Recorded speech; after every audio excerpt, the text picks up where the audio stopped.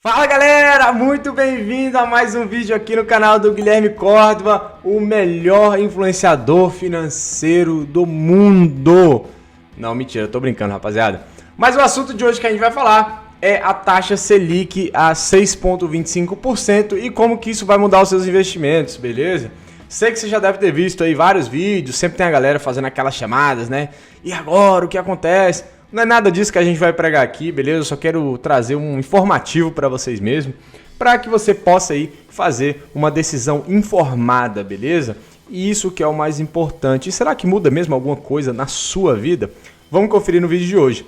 E galera, se você não é inscrito no canal, tem um botãozinho vermelho aqui, inscrever-se, beleza? Dá essa moral pra gente aí. Participa do canal, fica por dentro de tudo que eu postar aqui pra vocês, beleza? E já solta aquele like marotinho no vídeo aí também. Tamo junto? Bora pra vinheta. Editora, manda ver!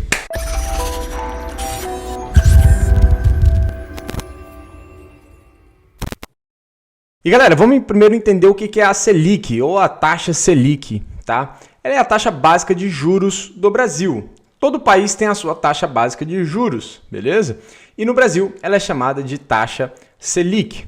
Basicamente, a taxa Selic ela é notícia, né, a cada 45 dias, que é a reunião do Copom, tá? Que é o comitê que decide aí como que a Selic vai ser modificada, se é necessário alguma mudança ou não. No início do ano aqui no Brasil, a gente teve a taxa Selic em patamares de 2% e foi notícia no mundo todo, né? A gente viu aí, pô, Selic a 2%, o Brasil tá voando e não sei o que, parará. E ficou um belo tempo a 2%, tá? E aí, muita gente migrando da renda fixa para renda variável, e é um dos motivos que a renda variável estava naquele boom lá, mesmo ali na época da pandemia, estava tudo voando, tudo bonito, tá certo? E basicamente ela se manteve por algum tempo, e aí, se eu não me engano, em abril, maio, ela deu uma leve subida e assim veio até então. E aí, setembro agora de 2021, né, não muito tempo atrás, tivemos aí um aumento da Selic novamente, batendo em patamares de 6,25%. E galera, a taxa Selic, ela serve principalmente para dar uma segurada na economia, tá? O que acontece via de regra? Temos aí quando a economia está muito quente, né, muito aquecida, normalmente é cenários de juros baixos, né? Porque o custo de empréstimo ele é muito baixo. Então o que as empresas fazem? Pô, vamos pegar empréstimo aqui e vamos fazer os financiamentos, né? Porque vamos investir, porque se está 1, 2%, bom, o empréstimo que eu estou pegando que é muito pouco, o retorno que eu vou ter ele é muito maior no longo prazo, né?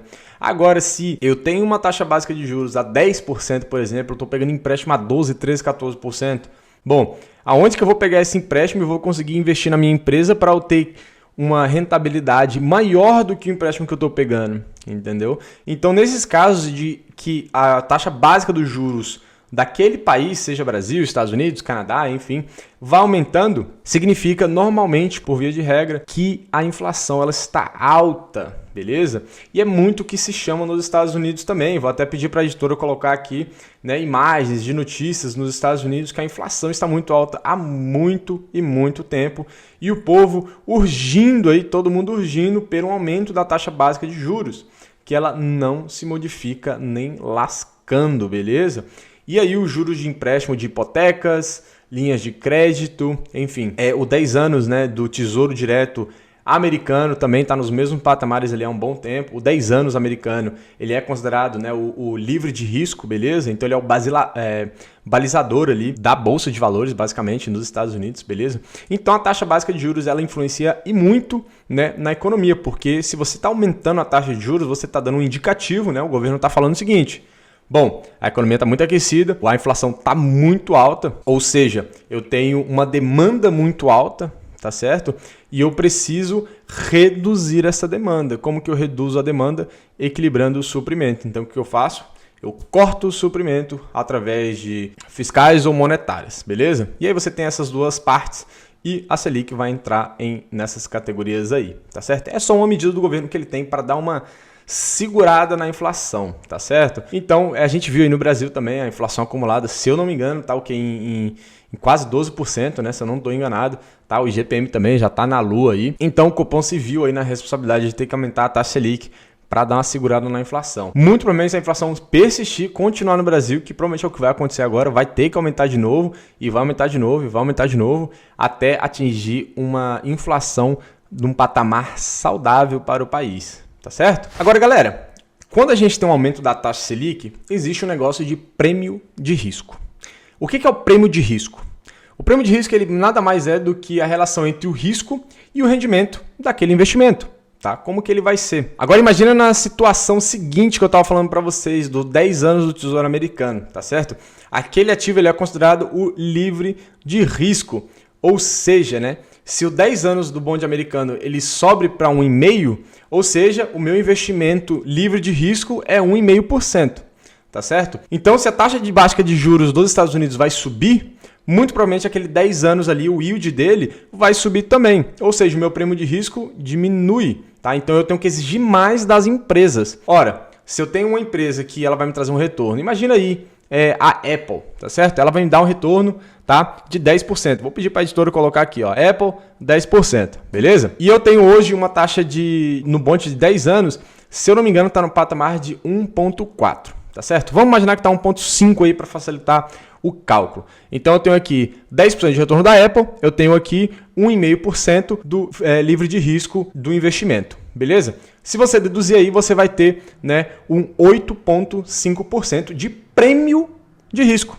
né, em cima do livre de risco, que é o 10 anos do bonde.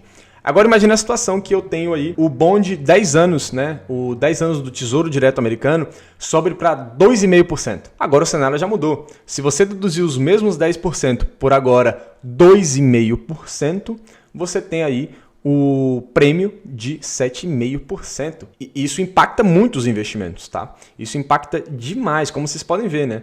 Toda vez que o yield, né, do livre de risco ele sobe, o prêmio ele também vai diminuir. Ou seja, você tem que exigir cada vez mais das empresas.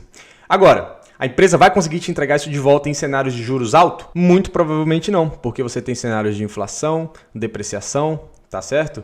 Desaquecimento da economia, porque o juros está aumentando. Então, todos esses fatores aí vão ocorrer. E é por isso que em cenários desse caso que eu estou falando para vocês, você começa a ver uma queda exponencial na Bolsa de Valores. E é exatamente o que está acontecendo agora. Nas últimas semanas, vocês viram aí, né, a Bolsa queimando, né? Tanto no Brasil, quanto nos Estados Unidos, quanto no Canadá, em todos os locais do mundo. Agora imagine a situação. Eu tenho aí, né, a taxa Selic a 4%, vamos supor, né, 4%, e aí eu tinha um investimento com a expectativa de retorno de 10%. Então, meu prêmio de risco ele vai ser 6%. Agora o Copom tem a reunião lá e fala, pô, vamos aumentar a taxa Selic para 6,5%. Agora o seu retorno que antes é o prêmio de risco, que antes era 6 em alguma coisa, agora reverteu. Agora é só 4 em alguma coisa, tá certo? 4,75, 4,5 na verdade. Então, para vocês verem como isso impacta no retorno futuro dos investimentos, tá? Porque se o meu rendimento livre de risco hoje ele está me entregando mais, eu vou ter que exigir mais das empresas. E outro cenário que impacta também o futuro das empresas é a inflação, tá certo? Quando você tem aí a taxa Selic subindo, significa que a inflação está muito grande. Ora, se a inflação está muito grande, ela corrói o poder de compra da população, ela também corrói o poder de compra da empresa. Se a empresa tinha 1 bilhão em caixa, 1 milhão em caixa e ela tem 10% de inflação, ora, agora aquele 1 milhão ali virou 900 mil reais. Então isso impacta o fluxo de caixa futuro da empresa, ou seja, a precificação, o valor dela é menor. E é por isso que você também tem aí o conhecido sell-off. Beleza? As vendas aí, liquidez, liquidação, né, e tudo mais, quando o mercado cai muito, tá certo? E galera, eu queria mostrar para vocês aqui a relação da inflação com a Selic, tá certo? E eu queria mostrar para vocês aqui o ganho real, o retorno nominal e o retorno real e como isso impacta, para vocês verem como isso impacta no retorno do real dos seus investimentos, no retorno total dos seus investimentos. Eu queria botar na tela aí para vocês verem um gráficozinho, tá? O retorno geral do Ibov, tá? Desde ali de 2000 e alguma coisa, 2008, tá? Até 2020. Esse é o retorno acumulado em porcentagem, tá bom?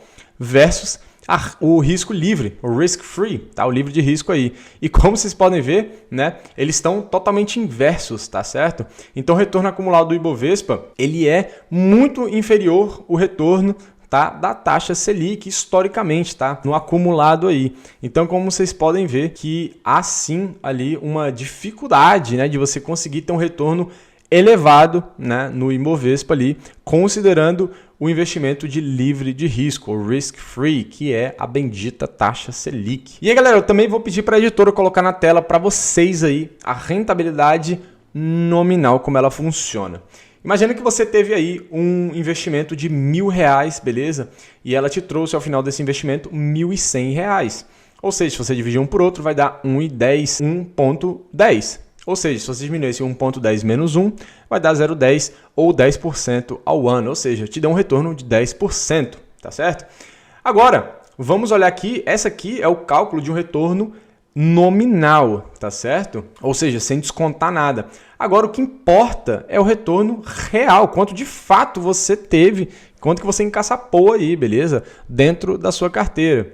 Você vai ter, nesse cálculo aqui que eu dei para vocês, 1,10 ali, ou 10%, e aí você vai pegar 1,10, dividir por 1 mais 0,05, ou seja, uma inflação supostamente de 5%, tá certo? E aí você tem aquele número bacana ali, 1,0476. 1,0476 menos 1 equivale a 0,0476 ou 4,75% ao ano. Ou seja, você saiu de 10%, tá certo?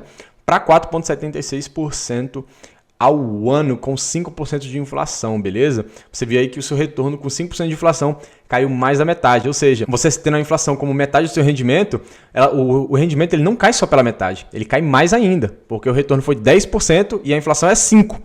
E como você vê que o retorno real ele fica, na verdade, 4,76%. Ele não fica apenas 5%. E isso é para vocês verem como que é importante, né, a gente analisar esses dados aí também, beleza? E não desconsiderar a inflação do nosso rendimento. Porque não adianta nada, eu tive 20% de rendimento, tá? E a inflação foi 12%, bom, você não teve 20%, você teve 8% de rentabilidade real. Tá bom? É igual o cara ir lá na Venezuela investir, tive uma rentabilidade de 1 milhão por cento, tá? A inflação foi 2 milhões por cento. Então, na verdade, você está perdendo dinheiro, tá certo? Então não adianta nada ficar olhando só rentabilidade nominal. E galera, resumo geral da ópera aqui é que você tem que manter a sua estratégia de investimento e não ficar operando aí curto prazo, essas noticiazinhas, beleza? Você investindo, mantendo a sua estratégia de longo prazo, aportando mensalmente em boas empresas, não muda muita coisa, beleza? Teremos aí momentos de alta, teremos momentos de baixa, como tivemos aí um momento de alta logo depois de março de 2020 e agora estamos no momento de baixa. E isso é o mercado, galera. Isso é renda variável, beleza? Não adianta ficar chorando, não adianta achar que a bolsa só sobe, não adianta achar que a bolsa só vai descer também, porque ela não vai ficar descendo aí desenfreadamente e parar no zero, porque não funciona dessa forma, tá bom? E também no oposto, também não adianta ficar muito animado, achar que a bolsa vai subir ad eterno, tá certo? E ficar naquele FOMO, né? O Fear of Missing Out, tá certo? Ou medo de ficar de fora. Então, essas coisinhas aí não adianta nada, mantenha a estratégia, mantenha o foco. Tamo junto, espero que eu tenha demais ajudado vocês aqui no vídeo de hoje. Se você gostou, solta o like, dá essa moral aí pra gente. Se inscreve no canal se você não é inscrito, tá bom? E deixa aqui nos comentários o que você achou desse vídeo. O que você achou da taxa Selic a 6,25%. E conta aí qual é o retorno real do seu investimento. Eu quero saber como é que tá a sua carteira hoje. Deixa aqui nos comentários, beleza? Tamo junto, muito obrigado e uma boa semana pra vocês. É nóis!